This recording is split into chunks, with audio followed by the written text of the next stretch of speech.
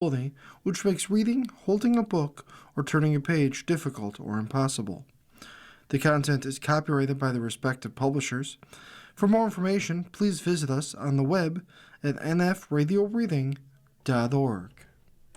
This is Patricia Mary, and for the next hour, I will be reading from the Saturday, Sunday, May 30th and 31st issue of Off Duty from the Wall Street Journal on the Niagara Frontier Radio Reading Service. From the front page of Off Duty, they're one of Europe's rarest wild cats. A safari can take you right to them. Lynx Experience offers wildlife packages of Extremada from around $350 per person, including accommodations, meals, and access to the private estate. For the best chance of seeing Iberian lynx in the wild, it's best to block out three days. The Iberian lynx nearly vanished from the wild. Now travelers are flocking to rural Spain for a chance to see them. And this is by Jamie Lafferty. The writer Miguel de Santos knew about the Iberian lynx. He repeatedly mentioned the wild cats in his masterpiece, Don Quixote. Lynx eyes evoked lethally. Mysterious boys are lynx that nothing escapes. Cervantes readers would have understood the reference instantly. The wild cats once prowled the Spanish countryside in abundance. 400 years after Don Quixote, the lynx has become a less relatable metaphor. A victim of government-sanctioned culling, trigger-happy farmers, and rising road traffic, by 2002, the Iberian lynx was on the verge of extinction, with just 94 cats left in their natural habitat. Now, thanks to a 2-decade conservation initiative across southern Spain and parts of Portugal, there are an estimated 2,700 Iberian lynx in the wild, making it one of the world's most miraculous comeback stories. In coordinated captive breeding programs, conservationists trap wild cats and bred them under carefully controlled conditions. Cubs were tagged before being released into the wild. Nerua El Camar Palomo, director of CBD Habitat, one of the organizations instrumental in the recovery, said that although in some areas the population still requires active management and constant monitoring, in other places the populations are self-sustaining. As the number of cats has grown, so has the burgeoning safari trade. From around $350 a day, I booked a trip with one of the ecotourism companies that have popped up in the recent years. I arranged to meet Samuel of Lynx Experience for a 3-day search in the Extremadura, a western rural region of Spain. Benitez pivoted to a career as a guide after working for several decades in lynx conservation. I'm sorry, Samuel's last name is Benitez. Each morning we'd set out to explore this corner of the country, one part of what is called the La Esperana Fonduna, or Deep Spain, for the way it has resisted urbanization. Like any safari guide, Benitez had warned there are no guarantees of sightings. As the smooth highway north of Seville stretched into the vastness of pastoral Extremadura, the chances of finding a lynx, which seems rarer than the snow leopard or the Bengal tiger, felt impossibly small. From my vantage point on a cold, wind-battered hilltop north of the white-walled city of Llerona, little moved. Rolling hills rose to become mountains. Below, the river ran smooth in the silent dawn. We had come to what Benitez described as his secret mountain, a short walk from a public wildlife viewing area at a bend in the river.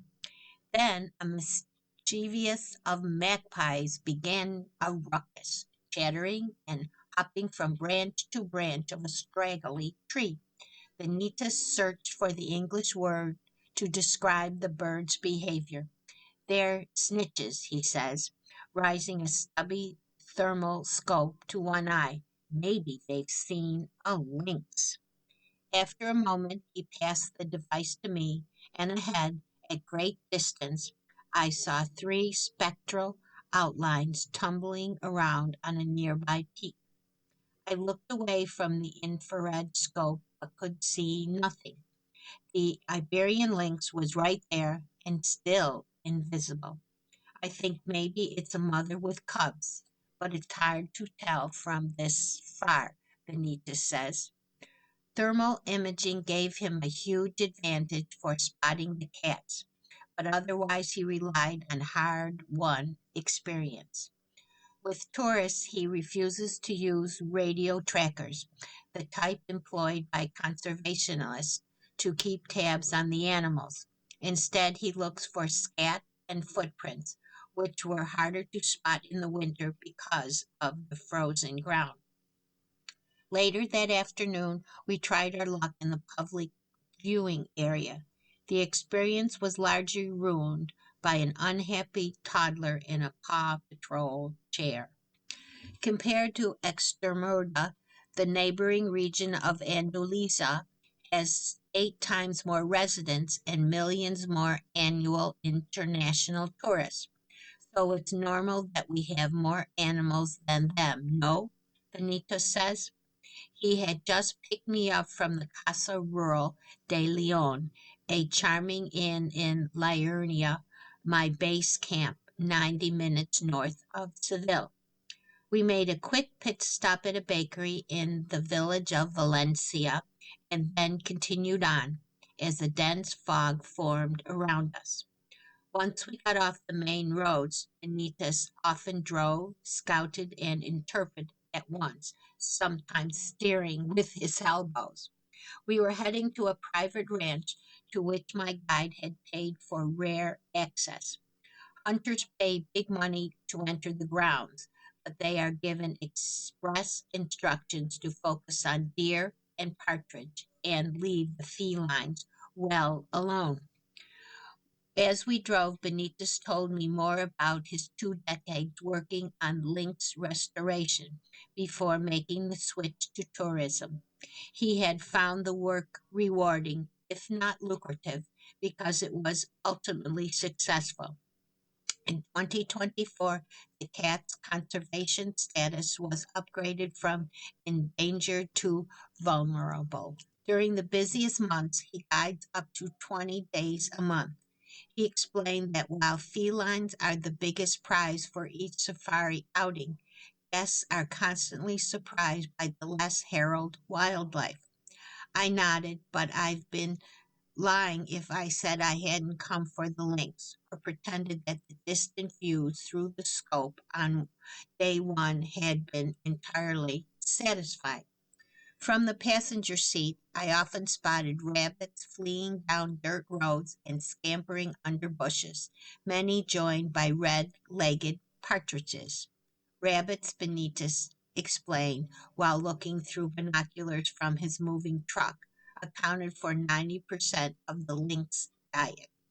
It's the same for many of our raptors, Benitez added, pointing out that the birds of prey that were our constant companions. If we have a problem with rabbits, we have a problem for so many animals.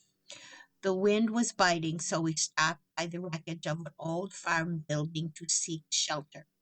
Benitez set out a charcuterie board of local meats and cheeses on the back of his truck, and I took a look through the thermal scope. Rabbits dotted the mountainside like patches of snow. When the restoration project chose locations to release lynx, rabbit abundance was the first and most important factor. If they're not here, we have nothing, Benita says. From the air, a dozen species of raptors scan the ground for the doomed and the vulnerable. My wildlife checklist grew: red kites, winged kites, common buzzards, golden eagles, Spanish imperial eagles, a goshawk, three types of owls, two kinds of vultures.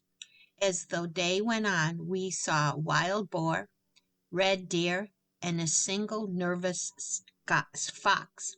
By the time the sun dipped on the horizon and we made our way back to Lerna, it felt like the only thing we didn't see was an Iberian lynx.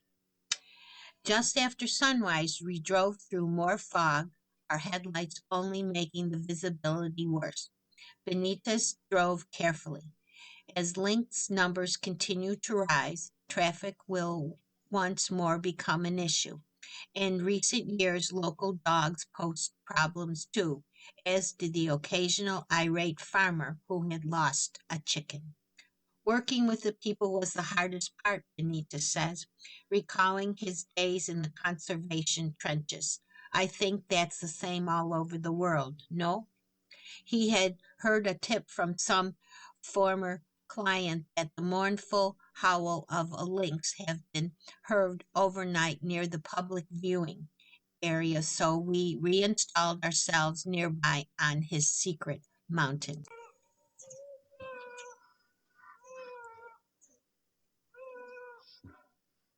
I don't know if you were able to hear that very well, but it says listen to a lynx's call. I tucked my hands in my pocket as the cold hours ticked away. I felt a creeping desire to give in and get warm, but just as I started to work out how to say that to Benitez, he calmly told me that the lynx had finally arrived. I prepared to grab the thermoscope, but this time we didn't need it. I struggled to keep my cool as I spotted a pair of cats ahead. They picked their way along the top of a crumbling, dry stone wall like tightrope walkers. In the frosty air, with their starchy beards and extravagant ear tufts, they looked majestic. They weren't kings of the jungle exactly, but as one paused and looked straight at me, I thought it looked at least princely, and in lieu of something grander, that the old wall made for a fine throne. Planning a trip. Lynx Experience offers wildlife packages of extra murder from around $350 per person a day, including accommodation, meals, and access to the private estate. For the best chance of seeing Iberian lynx in the wild, it's best to block out 3 or 4 days. While they can be spotted year round, winter generally offers the best experience as it coincides with the breeding season and avoids the heat of Spanish summer. From around $320 per person, Wild Andalusia offers guided lynx safaris in the Sierra Morena mountain ranges in the nearby region of Andalusia. Doana Wings, another operator, focuses its operations in the Doana National Park, a coastal nature preserve and wetland 40 miles southwest from Seville, with packages starting from about $245. You're listening to reading of articles and features from Off Duty from the Wall Street Journal on the Niagara Frontier Radio Reading Service. Another from the travel page. Nobody can agree how to keep the sharks out of South Africa's new Club Med. The resort is opening in July, but plans to install a net in the Indian Ocean are in limbo as scientists encourage alternate measures to ease fears. And this is by Alexandra Wexler. South Africa. Club Men's expansion into South Africa has run into a problem, and this one's got teeth. The waters off the Indian Ocean coast, where throngs of swimmers will soon congregate, are home to the world's three most dangerous shark species. The local government has proposed an old tactic to keep high-paying guests at the luxury resort from becoming chum, putting a shark net adjacent to the beach. Scientists aren't fans of the plan. They say the barriers kill local endangered species such as the Indian Ocean humpback dolphin and the leatherback turtle, and they're not that good at keeping out sharks. Many are caught on the beach facing side, meaning they're already roamed around on the inside of the net. If you put the shark nets in, all these protected species are going to die. That's a guarantee, says Ryan Daly, a senior scientist at South Africa's Oceanic Research Institute. Are people going to die from a shark attack? I don't know. There's no sign that standoffs over South Africa's first new shark net in 2 decades will delay the resort's planning opening in July, but the clock is ticking. The installation of the net is waiting on a full environmental impact assessment. As the debate drags out, the publicity is tarnishing Club Men's eco credentials and could make it increasingly hard to sell the resort, which also offers safaris as a dream destination to potential guests. Still, the goal is to avoid comparisons to another popular resort town, the fictional Amity Island, where the mayor decided to open the beaches against the advice of police chief Brody in the classic shark film Jaws. Internally, there are always extensive discussions to ensure we strike the right balance between ensuring the highest standard of guest safety and minimizing impact on marine ecosystems, Club Med says. Intense fear surrounding shark attacks along South Africa's Indian Ocean coast harks back decades. The Zawa Zulu Natural Shark Boards, whose mandate is to protect swimmers from attack, say nets have helped significantly reduce fatal encounters since the 1950s, when a spate of attacks devastated local tourism. But for some, the cost of reassuring swimmers is just too much.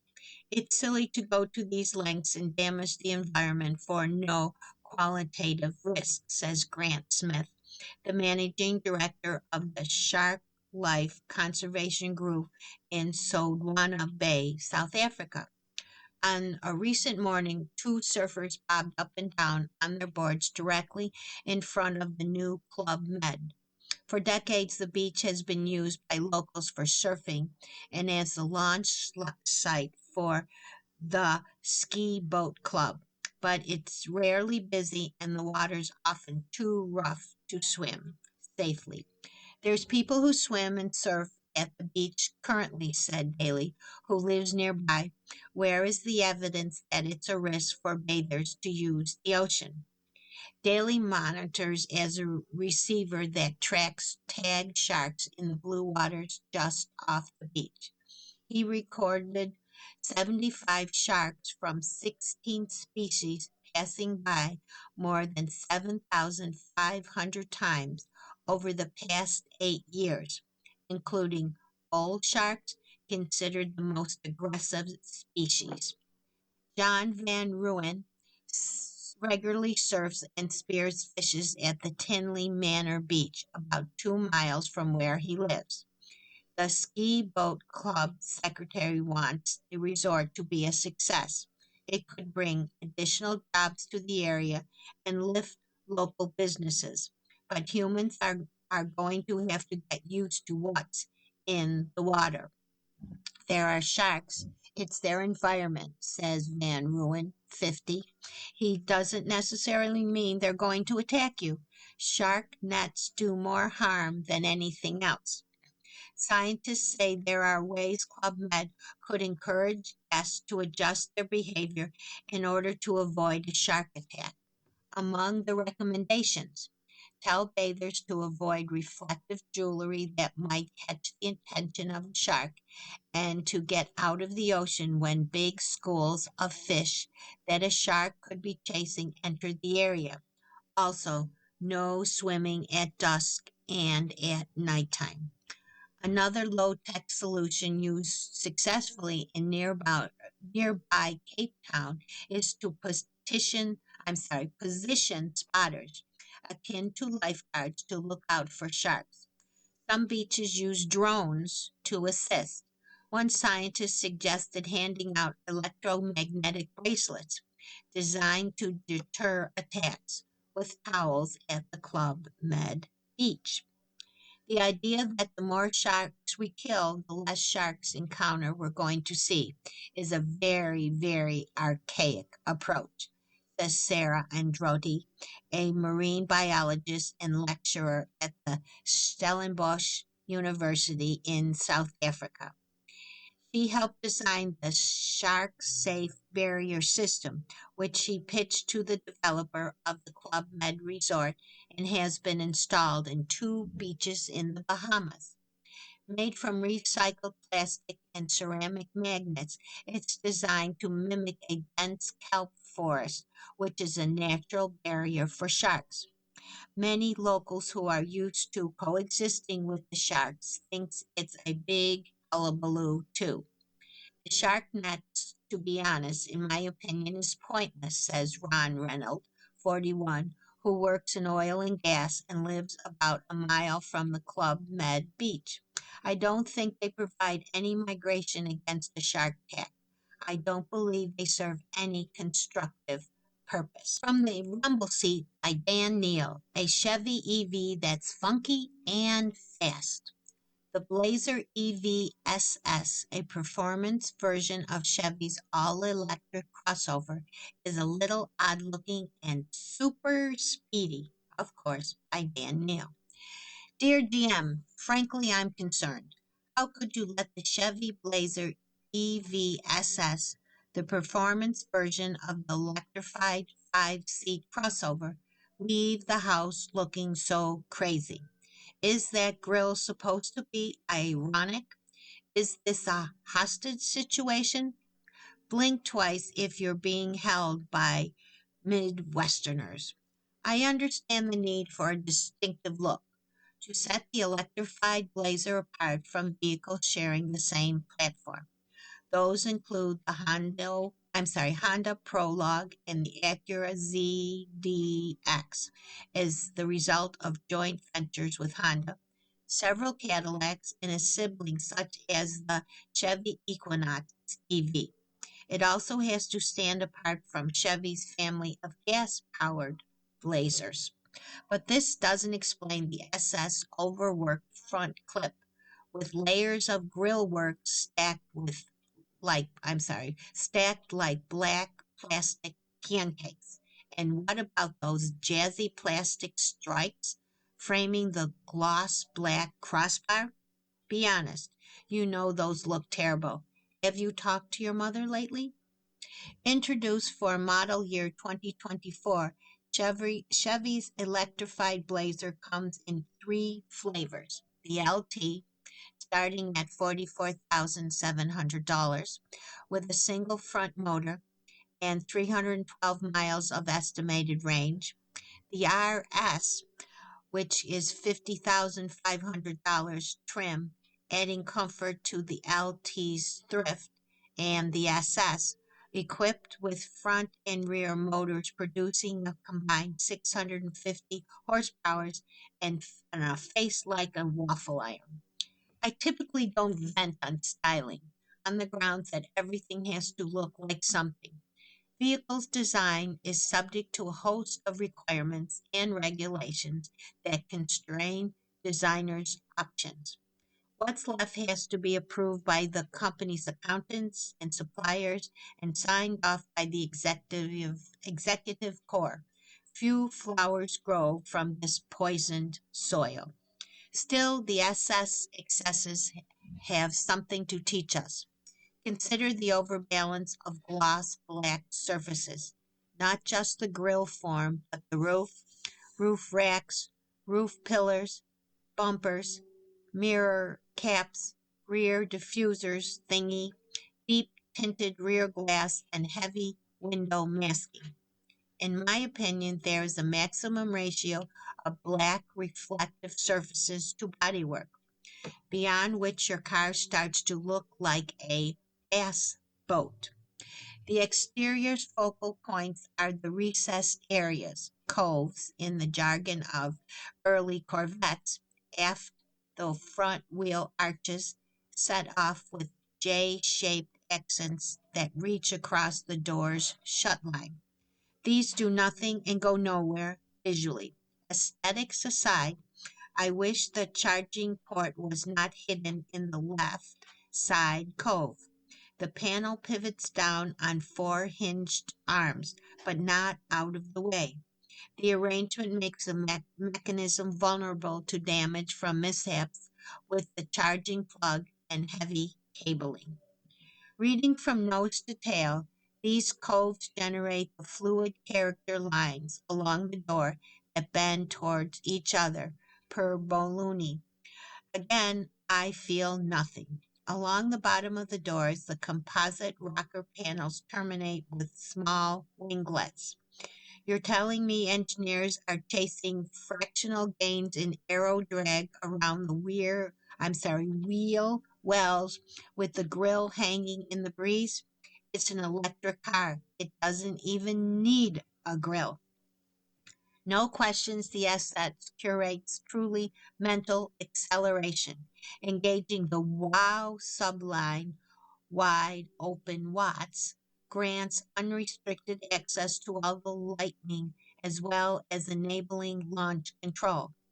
On a prepared track, Chevy says the Blazer SS hits 60 miles per hour in 3.4 seconds. Last summer, car and driver cracked off a quarter-mile time of 11.8 seconds for a vehicle just shy of 3 tons. That's a nice pass.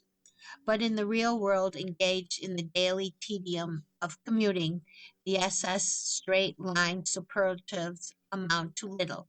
And while the SS has a pretty fair chassis under it, aluminum upper and lower front links, multi-link rear with passive monotube dampers and anti-roll bars. Most of its cornering stability comes from its low center of mass and superabundance of rubber.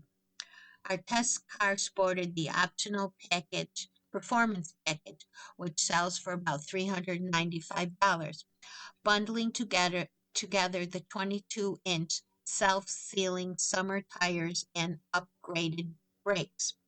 The regenerative braking thresholds are adjusted by ways of a paddle shifter on the back of the steering wheel. I executed a couple of full power stops from highway speeds, tires chirping, brake pedaling chattering, and our SS slowed up, hard, straight, and true. Considering the momentum being arrested, the brake performance was superb. Yet I struggle with the notion that the SS has a dual identity as daily driver and weekend toy. Ergo, I can't see how the SS badge justifies the performance premium. At $64,480 as tested, the SS is about $14,000 away from being a good deal, but with depreciation, maybe next year. Ours arrived wearing a satisfied dark red exterior finish, like a claret, with a interior wrapped in a specially luted shade of red and black pleather, the color scheme of your mom's naughty nightie. Considering the price point, this interior has some explaining to do. The premium pattern profiled faux leather seating surface aren't all that premium. The seams in the seat jackets of our testers were puckered and imperfect. The front seats themselves were kind of uncomfortable, broad and flat with almost no side or bottom bolstering and also strangely over firm. 5 eyeball-style air vents with illuminating bezels and metallic accents are arrayed across the dash. These devices look cool but feel pretty delicate in use, not to say cheap. Below knee level, the cabin materials get awfully budgety. Deserving special scorn are the injected molded plastic skirts biting into the bottom of the seat cushion. To the good, the car's touchscreen interface is lag-free and feature-rich with loads of connectivity, info entertainment, and vehicle personalization features.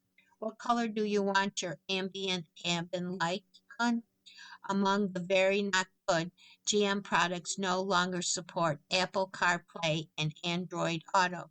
You can just imagine what a selling point that is. Oh dear. And what happens if some punk in the next lane sees the SS badge and wants to have a go? You'll have to hurriedly drill down to the drive mode menu and find the WOW icon, which you can tap to engage full power. It's not all spontaneous. Sure, you'll win, but you'll win ugly. The base price for the Chevy Blazer EVSS is $60,700.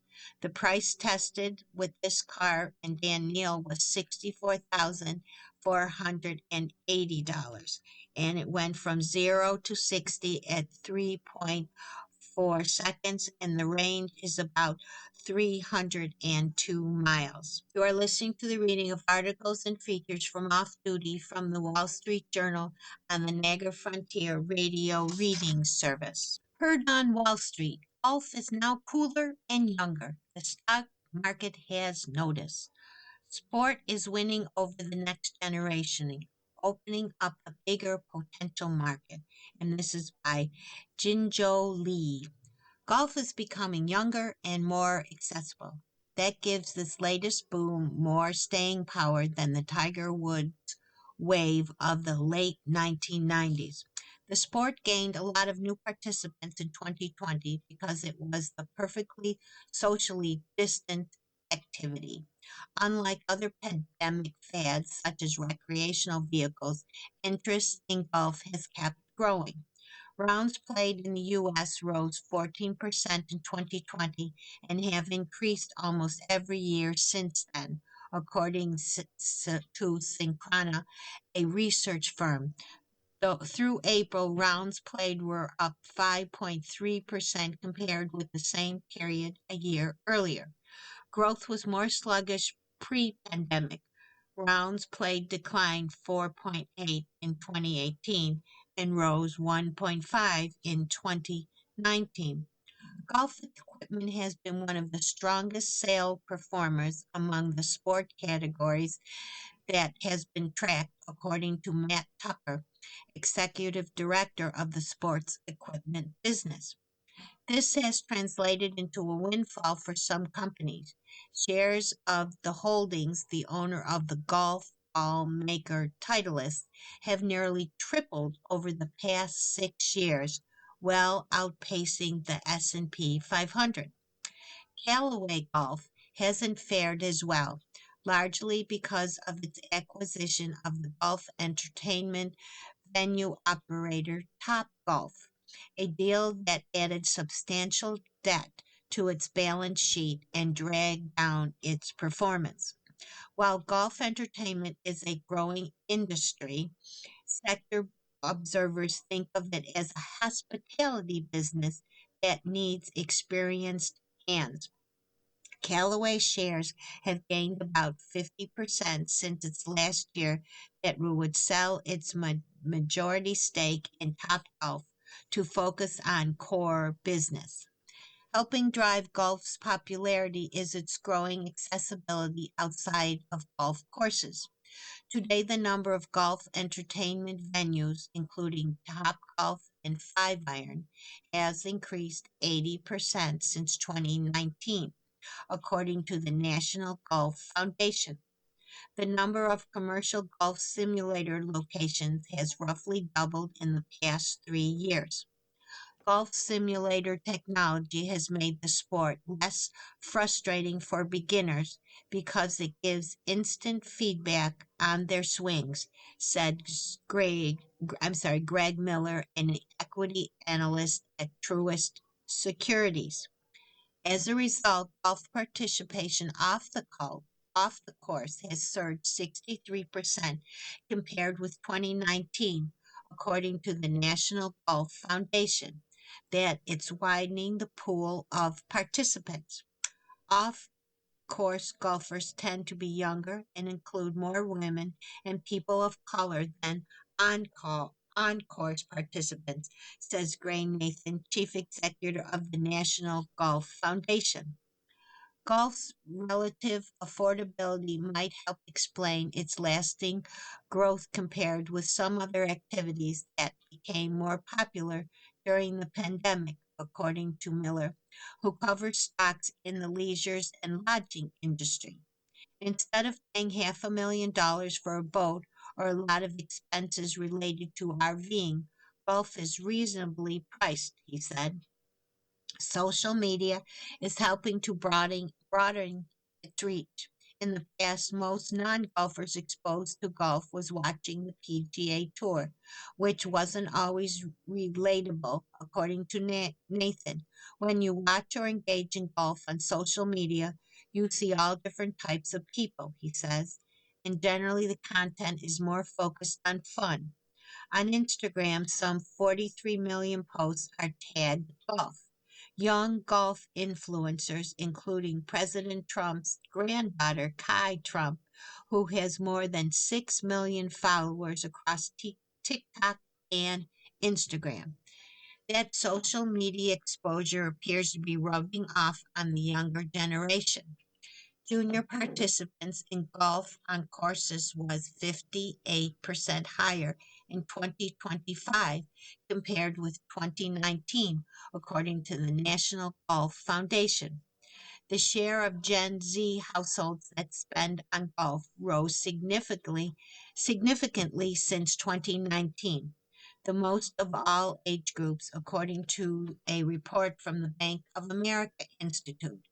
As young golfers age, they become bigger spenders. There could be more room to grow. About 19 million Americans have only played golf off course, about 40% of all golfers.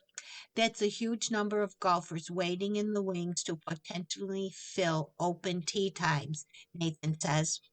On course participation is high by historical standards at 29 million annually, but still not as high as the peak seen during the Tiger boom. Transforming the casual screen golfer into an on course participant hasn't been easy. Despite the surge in off course participation, the number of beginners on golf courses has stayed relatively flat at around 3 million every year since 2020. For investors bullish on golf's future, Callaway might be the more attractive entry point given its lingering discount over its competitor. Its enterprise value is 12.9 times forward earning before interest, tax, depreciation, compared with 14.4 times for Ashnet.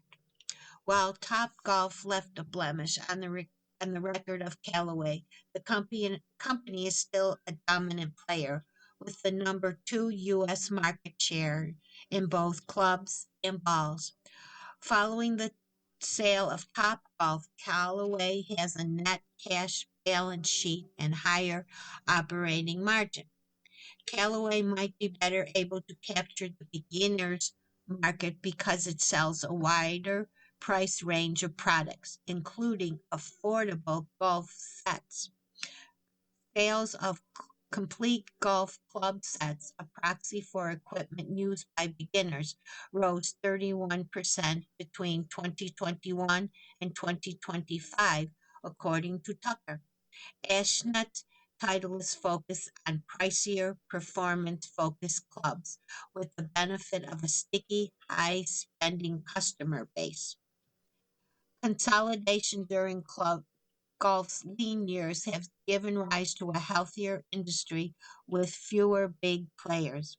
While the golf equipment market is more fragmented, there are fewer top players. Nike quit the golf equipment business in 2016. Adidas sold TaylorMade and some of its other golf brands to private equity in 2017. The retailer and equipment maker Golfsmith was acquired by Dick's Sporting Goods after going bankrupt in 2016. Golf's break out of its stuffy country club reputation should help the industry play the long game. From the design page, why pet owners are splurging on animal friendly interior design. Pampering has reached new extremes in the architecture. Homes featuring marble puppy spas, cat hideaways, and dens built especially for Fido. And this is by Ati Shama. Four-legged residents might be the hottest clients in interior design, thanks to a trend known as architecture. The term once referred to an elaborate dog houses, but in recent years has been used to describe how some homeowners are going beyond buying elaborate kennels or cat castles and instead weaving animals' needs into the bones of a home. Think cat climbing walls, cozy dog dens, and puppy spas with better finishes than some powder rooms. The pets may not hold the deed, but both here and abroad, it's an increasingly shaping the floor plan. My dog is like family, so it was all about giving him his own thoughtful place in the home, says Sarah, the founding director of home development company Wild Orchid Spaces. She recently installed a spa like wash station for her Cavalier King Charles Spaniel Poodle Cross, a cavoodle, in her laundry room in Australia. In 2025, some 53 million homes in the U.S. had cats, and some 71 million, or 53% of households, had dogs, according to the American Pet Products Association. All those paws are creating demand for specialized pet spaces, according to Pete Scott, APPA's president and CEO. What we're seeing is not just functional upgrades, but a clear shift towards design forward integration, he says. Pet friendly features can introduce surprisingly aesthetic moments, make a home feel more personal, according to Amanda Pendleton, Zillow's home trends expert, may increase a property's resale value. Here are some projects that could serve as inspiration. Grooming stations. At Lauren Sullivan's home in Tennessee, her Shih Tzu Watson gets regular baths in a checkerboard marble grooming station, complete with bathtub and shower head. Two paw print tiles add a cheeky wink. Sullivan, the founder of Well by Design, an online interior resort and antique shop, developed this wash station and the rest of the house with New Canaan, Connecticut-based architectural firm Brooks and Felico. Marble was chosen because it's a hard-wearing material that's been used for centuries, says Sullivan. Perry Oaken also used marble in her case Carrara for her Cavoodle's wash station in Australia. Such projects can start at about $1,500, whose space includes features from the English tapware company, a handheld shower, and a built-in bath. Dog dens. Look around your home. The perfect dog den may be hiding in plain sight. For Esko Ichi, a design lead at Bunch Design in Los Angeles, that spot was an unused cabinet space beneath the kitchen counter in the home of clients Shiruku's team cut a dog-sized archway into the cabinet, turning the cavity into a hideaway for Coco, the couple's terrier poodle mix. It was a way to allow the dog to watch the family activity from his bed. Since the den was carved out of the cabinet, the transformation did not add much to the overall cost. In general, expect to pay upward of $1,000 for the labor involved in such a retrofit. For a recent project in Seattle, Jeff Pelletier, the founder of the design firm Broad and Vellum, turned a dead space beside a chair landing into a nook for the client's Wheaton Terrier mix by cutting an archway in the wall and adding drywall finishing. For dogs prone to scratching or chewing, Pelletier recommends tile or painted metal finishes, which could add several $1,000s to a project's cost. Catwalks. Tan's home in Kamura, Japan was designed to accommodate several felines, a Scottish foal named Alto, a munchkin called Mise, and a rescue cat.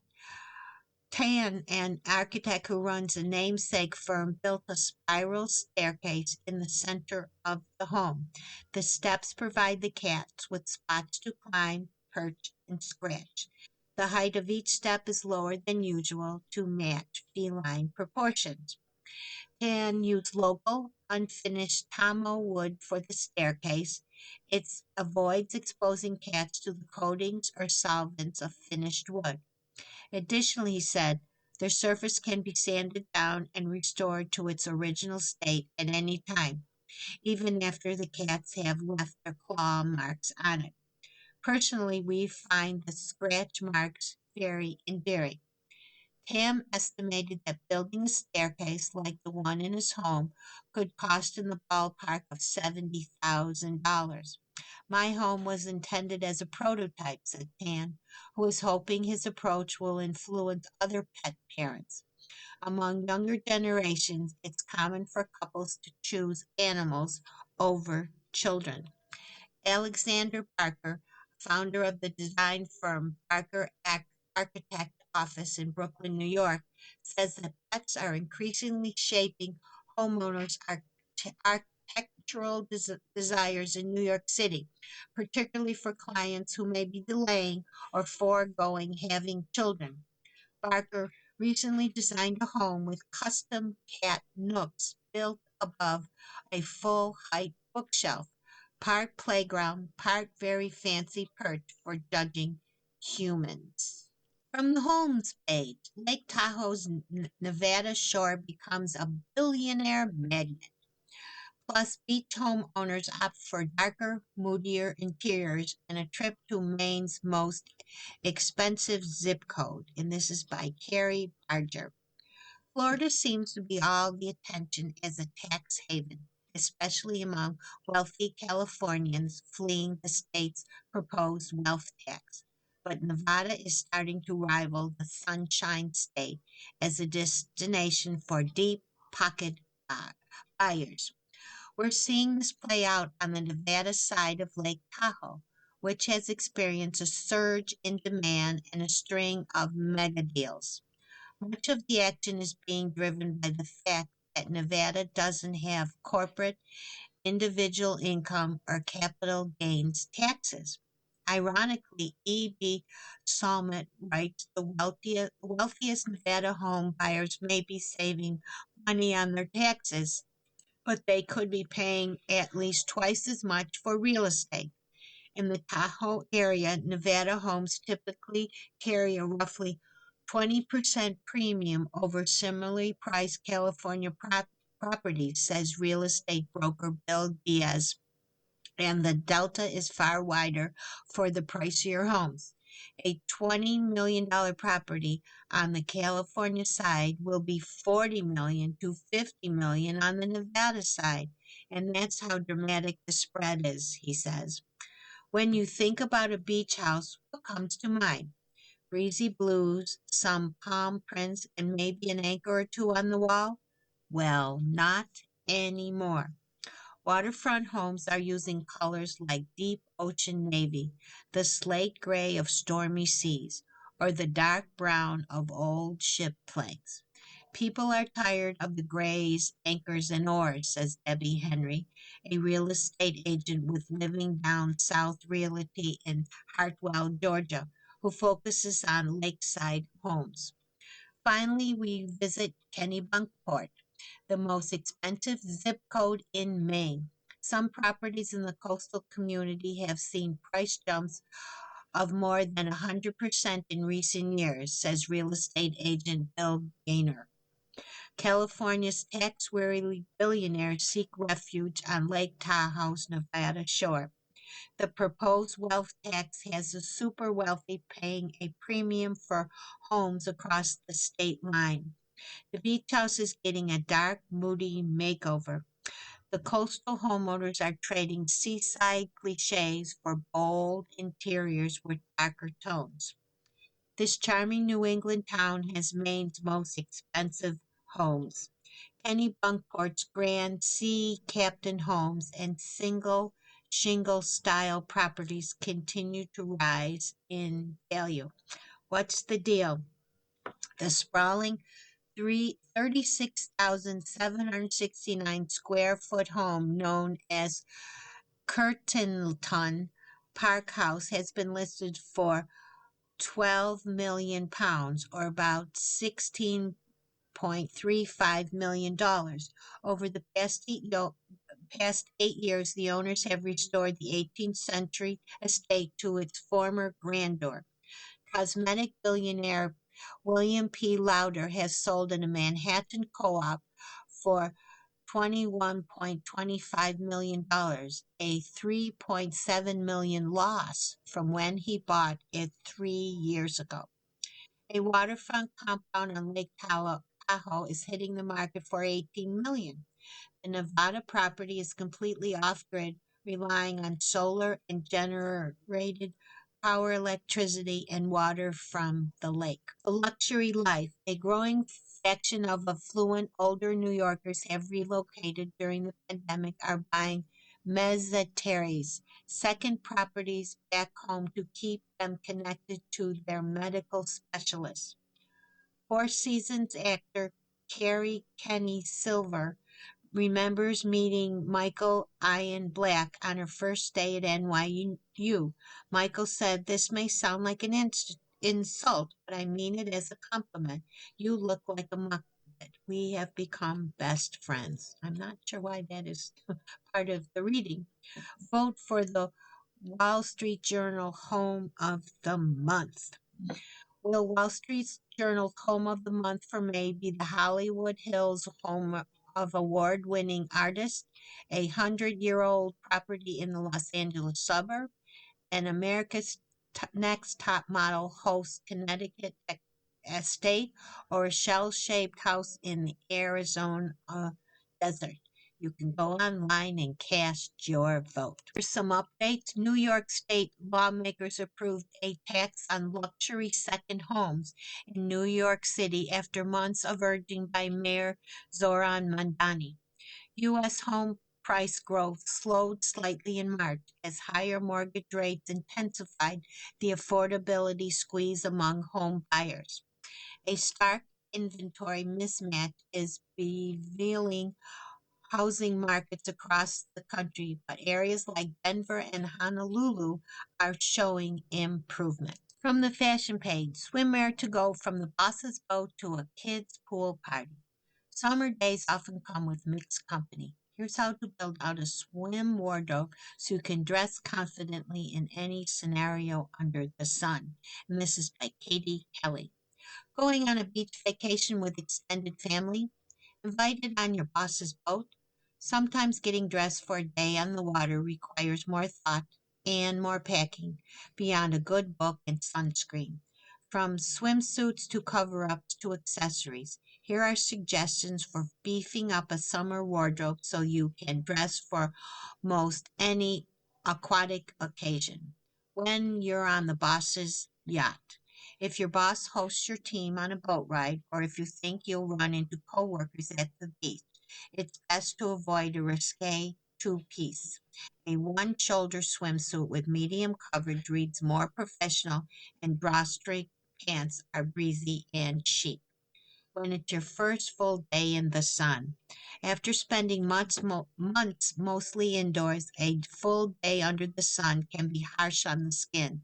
With a wide brim hat, a full coverage caftan, and sunscreen, you'll be appropriately covered for your first beach trip of the season. When you're vacationing with your in-laws, a one-piece swimsuit is a classic in a classic gingham print will delight your mother-in-law with its retro charm. Fisherman's sandals, cat-eye glasses, and a cheerful and sun-blocking headscarf are fashionable and functioning finishing touches. When you're with the kids and their friends, impress the moms by incorporating sporty elements like rubber flip-flops, wraparound sunglasses, and nylon pants. Full coverage swim shorts are more suitable than a bikini bottom for chasing around your children. You've been listening to the reading of articles and features from Saturday, Sunday, May 30th, 31st issue of Off Duty from the Wall Street Journal. We read from Off Duty every Saturday now at 8 p.m. Your reader has been Patricia Mary. Thank you for listening. God bless and be safe out there. And remember your sunscreen. Coming up next on the Niagara Frontier Radio Reading Service, we have Sports Illustrated. At 10 o'clock is The Athletic, and at 11 o'clock is episode number 15 of King Sorrow by Joe Hill. Stay with us for these readings and more.